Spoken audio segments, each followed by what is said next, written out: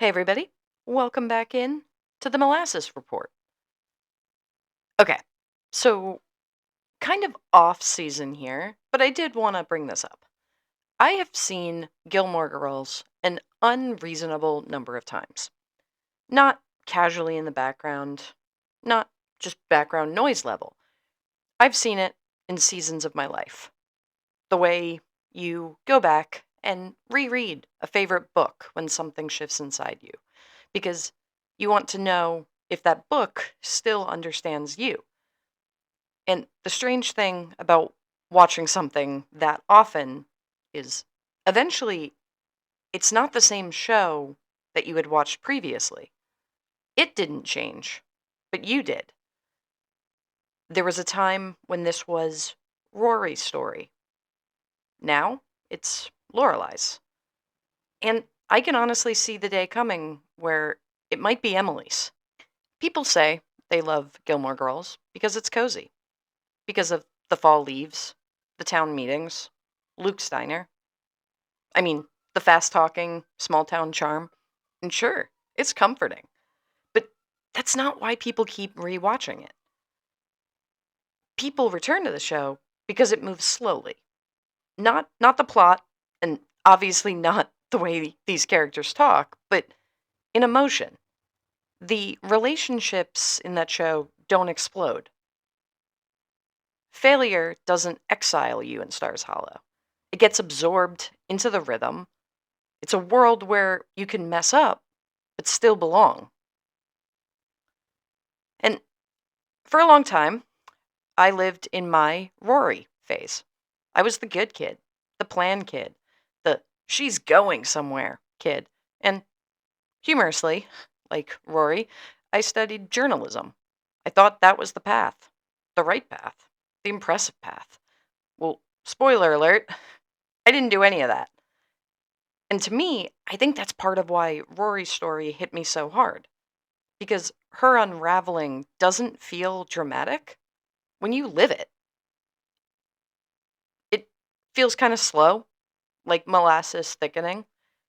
You become less of a person and more of an expectation. And one day you realize you don't know who you are without the plan. I related to Rory, her high school years, studying to get somewhere heavy in life. I related when she got to college and said, I have to study to get 2 steps ahead. I related to Rory after she dropped out of Yale.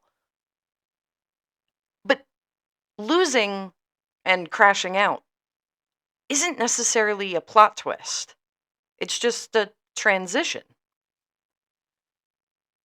Although, we do have to talk about Rory's relationships because they weren't just relationships, they were emotional eras.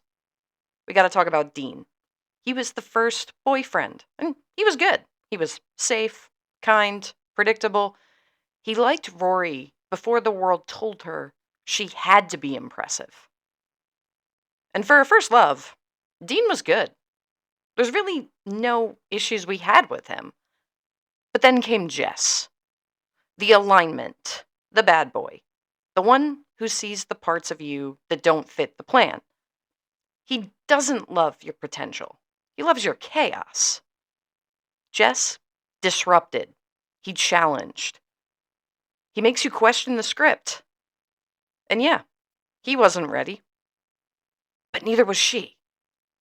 Then we get to Logan, the rich boy, the life that looks effortless. The world that once intimidated you suddenly becomes accessible. Logan is comfort in a dangerous form because it's easy. And the truth is, most of us have had some version of these. The one who made us feel safe, the one who shook us awake, the one who showed us a different life. And for the record, I'm Team Jess once he got his stuff together. Because growth matters, timing matters, and sometimes the person who disrupts your path is the one who comes back to help you find it again. But as I mentioned earlier, somewhere along the way, I grew up, and this stopped being Rory's story and it became Lorelai's. And people think Lorelai's coffee obsession is a joke, but it's not. Coffee is energy she gives herself instead of waiting for approval from a world that once controlled everything about her life. Coffee's choice. She doesn't sip it politely, she needs it. It fuels the life she built herself. And now, I actually think I understand it. Because adulthood isn't being a rebel, but it is choosing differently. And sometimes that shows up in something small, like wanting a Jeep. Not because it's practical, but because it represents freedom. And here's a realization that hit me recently that did almost cause a crash out. I'm only 4 years younger than Lorelai Gilmore was in the pilot, which makes this show feel less nostalgic and more like a mirror. Lorelai didn't just leave her life behind when she went to Stars Hollow. She built. She built a career, a community, a chosen life. And the hardest part of adulthood isn't escaping expectations, it's declining them. Smiling when someone suggests a better path and saying, no, I want to choose something else. I want to choose something that aligns instead of something that impresses. And yeah, someday I'll probably understand Emily because Emily isn't just rigid. She's fear translated into structure, love translated into consistency. One day I'll probably see that differently. She wasn't the obstacle. She was a Gilmore girl too. Another shift, though, that we have to talk about in Gilmore Girls is we're eventually going to stop romanticizing the people who leave and start noticing the people who stay. Because for a long time within it, staying feels like failure. But the reality is, Rory leaves, Lorelai leaves, Jess leaves. Logan exists in a world built on leaving. But Luke stays. And you have to look into that because when you're younger, that feels kind of small. He didn't chase, he didn't reinvent himself, he didn't run towards some bigger life. He just opened the diner, fixed things, showed up every day.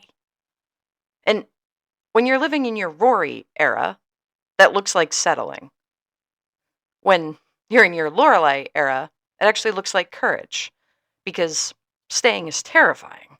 Staying means committing to a place, a rhythm, a life that isn't constantly proving itself. Leaving gets the applause, staying gets routine.